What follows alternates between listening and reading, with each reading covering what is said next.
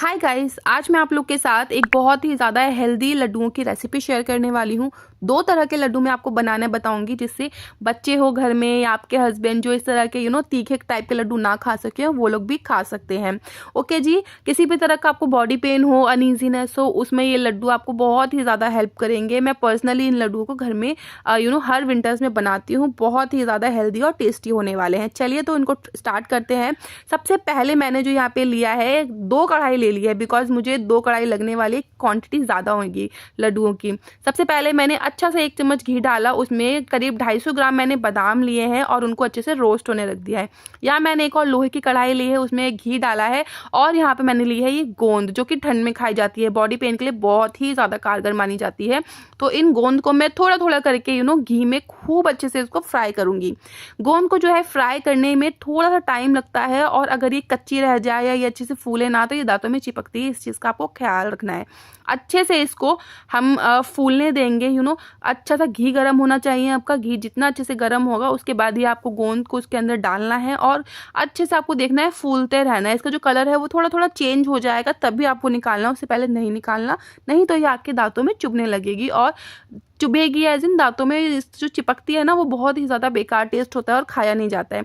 तो इसका जो है क्रंची टेक्सचर होता है, उसको अचीव करने के लिए इनको खूब अच्छे से आपको फ्राई करना है। अब आप देख सकते हो इनका जो कलर है थोड़ा सा पिंकिश ब्राउनिश हो चुका है। इसके बाद ही आपको इसको निकालना है। फिर से मैंने यहाँ पे एक कढ़ाई ले ली है और कढ़ाई में मैंने डाला है 1 चम्मच घी। इसके बाद अब हम यहाँ पे रोस्ट करेंगे आपके मखाने। मखाने भी मैंने करीब 250 ग्राम लिए हैं। थोड़े थोड़े करके रोस्ट करेंगे क्योंकि कढ़ाई छोटी है। तो यहाँ पे मैंने फिलहाल आधे मखाने ले लिए हैं और इनको खूब अच्छे से रोस्ट करना है। इनका ना जो एक क्रंची टेक्सचर आएगा, इनका भी जैसे आपके मखाने होंगे उसको आप जैसे क्रश करोगे तो एक क्रंचीनेस निकलेगी। सेम इसी तरह से आपको मखाने में भी देखना है कि उसका जो आप पकड़ोगे और उसको ऐसे तोड़ोगे तो अच्छे से ये टूट जाएगा। हमारे जितने भी ड्राई फ्रूट्स है हमको खूब अच्छे से सबको रोस्ट करना है, ताकि जब लड्डू हम बांधे और जब उसको हम खाएंगे तो उसमें एक फ्लेवर जरूर आएगा। आप देख सकते हो दूसरे गैस में यहाँ पे गोंद मेरी चली रही है, बिकॉज 250 ग्राम मैंने गोंद ली है। सभी लड्डुओं में खूब अच्छे से हम लोग डालेंगे, बॉडी पेन में बहुत अच्छा है जैसा कि मैंने बताया। तो इसीलिए साइड में मेरे कढ़ाई में गोंद हो ही रही है। दूसरी कढ़ाई में मैंने यहाँ पे फिर से घी डाल लिया है और अब मैं यहाँ पे घी गर्म होने के बाद इसमें डाल दूंगी काजू। सेम क्वांटिटी मैंने रखी है, 250 ग्राम मैंने यहाँ पे काजू लिए हैं और इनको भी मैंने खूब अच्छे से रोस्ट कर लूंगी। आपको देखना है कि इसमें अगेन क्रंचीनेस होना चाहिए, थोड़ा थोड़ा सा कलर चेंज हो जाएगा तो आपको पता चल जाएगा कि हाँ जी हमारे जो ये ड्राई फ्रूट से अच्छे से रोस्ट हो गए हैं। अब बारी आती है पम्पकिन सीड्स की। बहुत ही अच्छा इसमें ओमेगा 3 होता है, विटामिन होते हैं, बालों के लिए बहुत अच्छा माना जाता है पम्पकिन सीड्स। सेम मैंने क्वांटिटी ली है 250 ग्राम। 1 चम्मच घी में खूब अच्छे से मैं इनको भी रोस्ट कर लूंगी।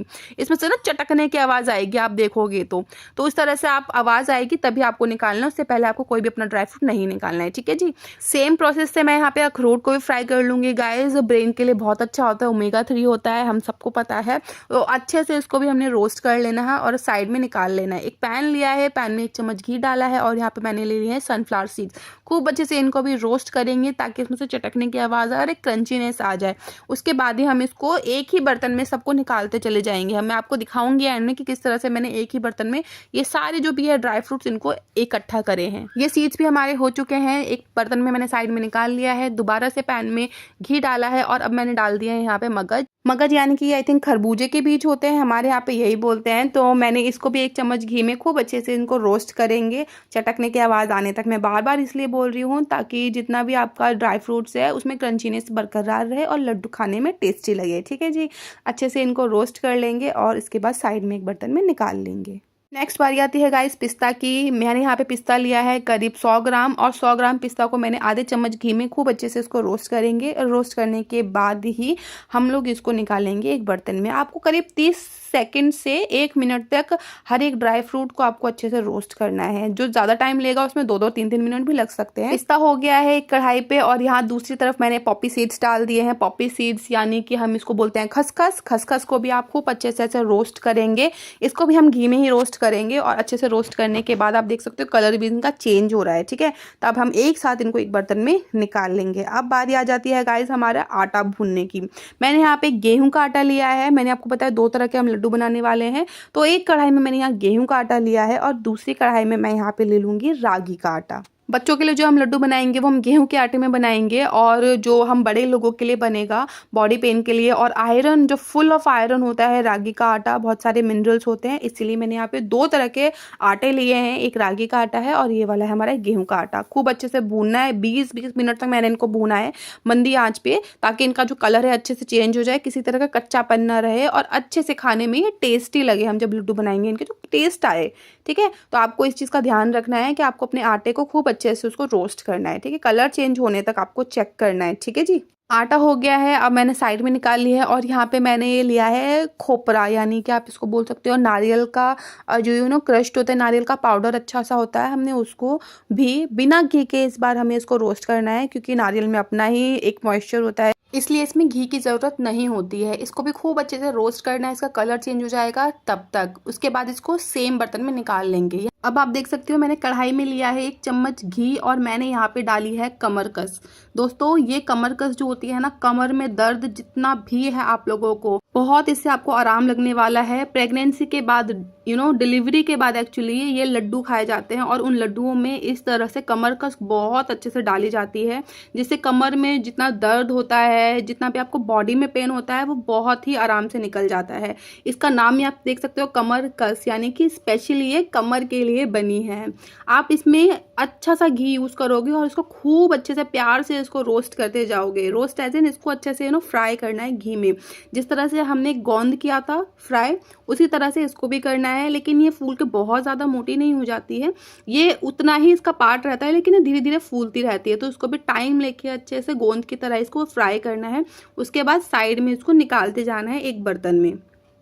अब यहाँ मैंने ले लिया है एक और पैन बिना घी के। इस बार मैंने थोड़ी सी करीब 20 ग्राम के मैंने यहाँ कलौंजी लिए है उसको, और साथ में मैं डाल दूंगी फ्लैक्सीड। फ्लैक्सीड मैंने करीब 200 ग्राम ली है। खूब अच्छे से हम लोग इनको भी रोस्ट करेंगे, इनकी चटकने की आवाज़ आएगी तब तक। फ्लैक्सीड अगेन ओमेगा 3 इसमें भर भर के होता है, बालों के लिए बहुत अच्छा होता है आपके, और ऑफकोर्स बॉडी पेन में तो ये काम आने ही वाला है। बहुत ही अच्छे से इसको रोस्ट करना है और रोस्ट करने के बाद सभी चीज़ों को एक बर्तन में इकट्ठा करके निकाल लेना है। यहाँ आप देख सकते हो सारे ड्राई फ्रूट्स है, मखाने, पिस्ता, बादाम, काजू, अखरोट, ये मैंने एक परात में निकाल लिया है। यहाँ मेरा गेहूं का आटा है, ये अच्छे से रोस्ट हो गया। देखो इतना कलर चेंज हो गया है ना। ये रागी का आटा है और ये है हमारा खोपरा। इन सबको अच्छे से हम लोग रोस्ट करेंगे तभी इनका कलर चेंज होगा। आपको इस तरह से ही करना है, ठीक है। आप ध्यान से देख लेना, जल्दबाजी नहीं करनी है। टाइम लेके अच्छे से चीज़ों को रोस्ट करोगे तो बहुत ही ज़्यादा टेस्टी लड्डू बनेंगे आपके। यहाँ दूसरी परात में मैंने निकाल लिया है गोंद और जितने भी हमारे सीड्स थे, सनफ्लावर सीड, फ्लैक्स सीड, खसखस, वो सब चीज़ें मैंने एक परात में निकाल ली है। यहाँ पे हमने छुआरे, यानी कि उसको क्या बोलते हैं हम लोग, डेट्स, इनको अच्छे से मैंने बीज निकाल के साइड कर लिया है। और यहाँ पे आप देख सकते हो गोंद को इस तरह से आपको क्रश करना है। इसको ग्राइंड करने की जरूरत नहीं है। कटोरी से अगर आप इसको धीरे धीरे क्रश करोगे तो इसका थोड़ा सा क्रंचीपन रहेगा। और यहाँ पे जितने भी हमारे ड्राई फ्रूट्स थे उसको एक ग्राइंडर में आपको अच्छे से ग्राइंड कर लेना है, दरदरा ग्राइंड करना है, ताकि ड्राई फ्रूट्स का फ्लेवर भी रहे। उसके बाद अब हम एक बर्तन में, मैंने स्टार्टिंग में क्या कहा था आपको, 2 तरह के हम लड्डू बनाने वाले हैं। तो पहले वाले लड्डू के लिए हमने यहाँ पे करीब 6 से 7 चम्मच अपने ड्राई फ्रूट्स डाल दिए हैं, बड़े वाले। इसके बाद हम यहाँ पे अपना गेहूं का आटा डाल देंगे। ये सारा मैंने गेहूं का आटा डाल दिया है। क्वांटिटी मैंने स्टार्टिंग में आपको बताई है, आप देख लेना ध्यान से गाइस। इसके बाद अब हम इसमें डालेंगे हमारा जो गोंद का मिक्सचर था, गोंद हमारे सीड्स थे, वो सारा मैंने इसमें डाल दिया है, करीब आधा, यानी कि अगर वो हमारा कुछ 1 किलो के करीब बना था तो मैंने आधा किलो इसमें मिक्स कर दिया है।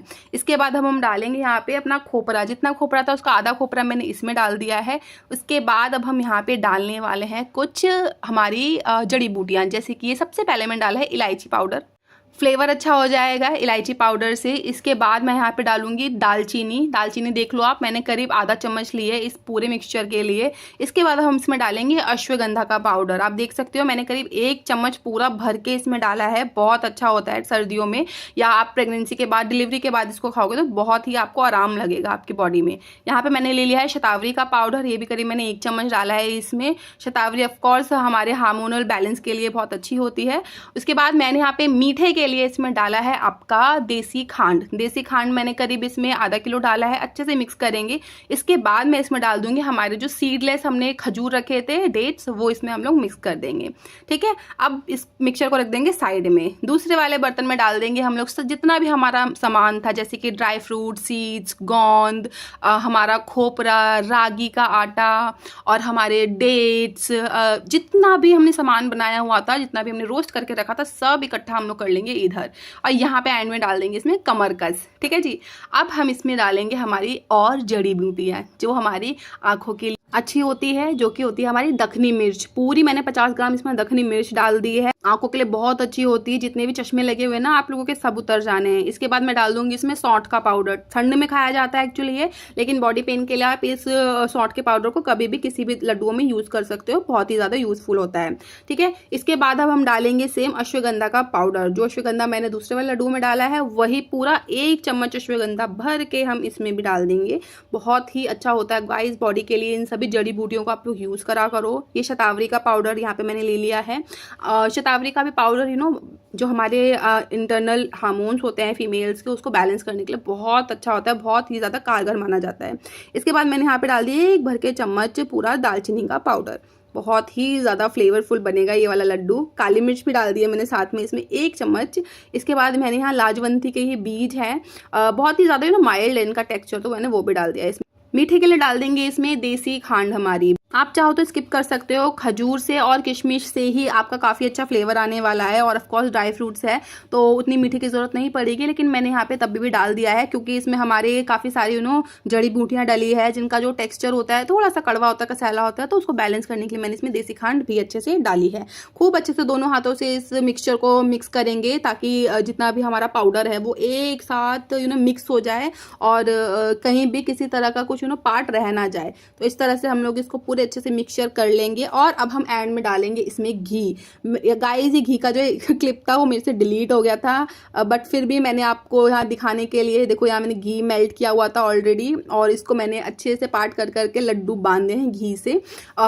स्किप हो गया था वो वीडियो मुझसे, I am so sorry, but आप देख सकते हो यहाँ पे इस तरह से मैंने इन लड्डुओं को बनाया है। चलिए जी, हम मेन बात कर लेते हैं कि इन लड्डुओं को आप कब खा सकते हो। आप इन लड्डुओं को एक्चुअली पूरे दिन में कभी भी खा सकते हो। 1 से 2 लड्डू आप मैक्सिमम खा सकते हो, इससे ज़्यादा नहीं खाने, बिकॉज ये शरीर में गर्मी कर सकते हैं। ठीक है। इसके बाद इसको आप दूध के साथ ले सकते हो। फीका दूध लो, सुबह सुबह 1 गिलास दूध के साथ आप खाओगे, पूरा दिन एनर्जी बनी रहेगी। रात को आप सोते टाइम दूध के साथ ले सकते हो इस लड्डू को, फीकी चाय के साथ भी ले सकते हो, और आप यूं ही खा सकते हो अगर आपका मीठा खाने का मन हो तो। फालतू के कचर पचर खाने से तो बेहतर है इस तरह के हेल्दी चीज़ें खाओ तो शरीर में कुछ फायदा भी हो। ओके। तो यहाँ पे इस तरह से गाइस मैंने ये पूरे लड्डू बनाए हैं, और दूसरे वाले लड्डू भी मैंने सेम इसी मेथड से बनाए हैं। घी को मेल्ट करके पार्ट करके इस तरह से उनको बांधा है मैंने दोनों हाथों से।